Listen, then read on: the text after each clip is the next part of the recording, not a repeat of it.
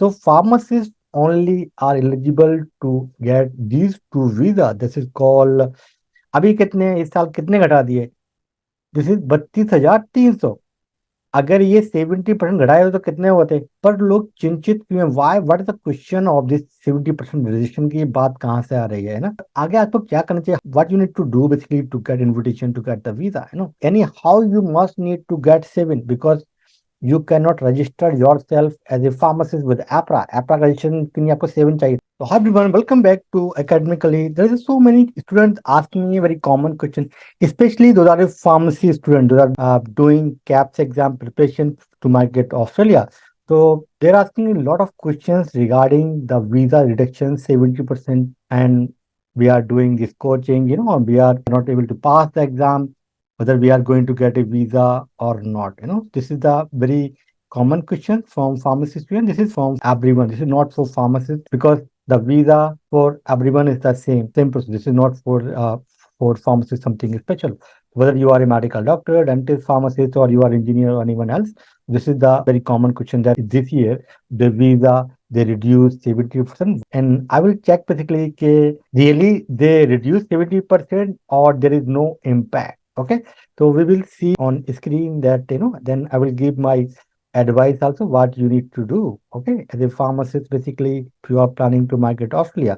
So मेरे हिसाब से if you are just doing study, so please be focused on your exams, and once you pass the exam, definitely there is a chance for you to migrate to Australia. Okay, now we will see here, this is the migration program 23 और 24 के लिए visa है. तो अभी जो visa इन्होंने लिखा है ये 190,000 वीजा मिलेगा.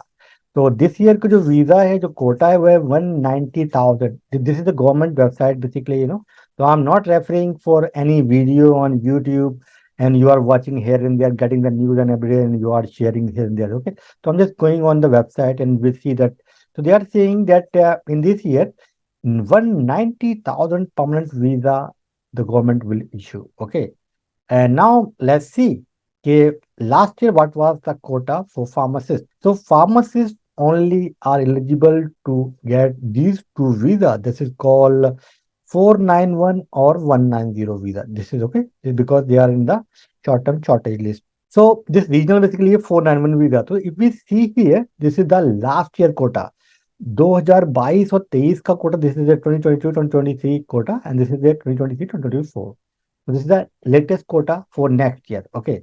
So last year 491 visa के लिए there was 34,000 visa. अभी कितने इस साल कितने घटा दिए? This is 32,300.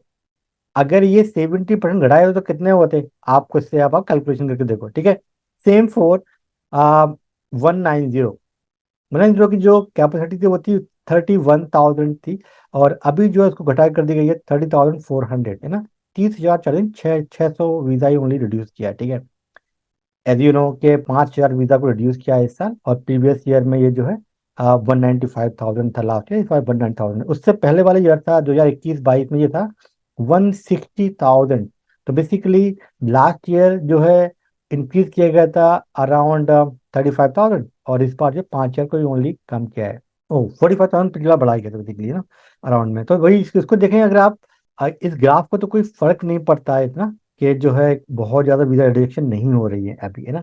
पर लोग चिंतित क्यों हैं? Why, what is the question of this 70% reservation की बात कहाँ से आ रही है ना. आगे आपको क्या करना चाहिए? What you need to do basically to get invitation to get the visa, है ना. तो यहाँ आगे देखें तो अभी क्या हो गया है कि यहाँ पर वीजा दिखाया जा रहा है ना कि भाई इतना वीजा इसके लिए और फलाना बन गई. ये जो स्टेट को जो पहले था वीजा एक बार में मिल जाता था कि भाई आपका इतना है, आपका इतना है, आपका इतना है, तो फिर स्टेट अपने हिसाब से वीजा देता रहता था.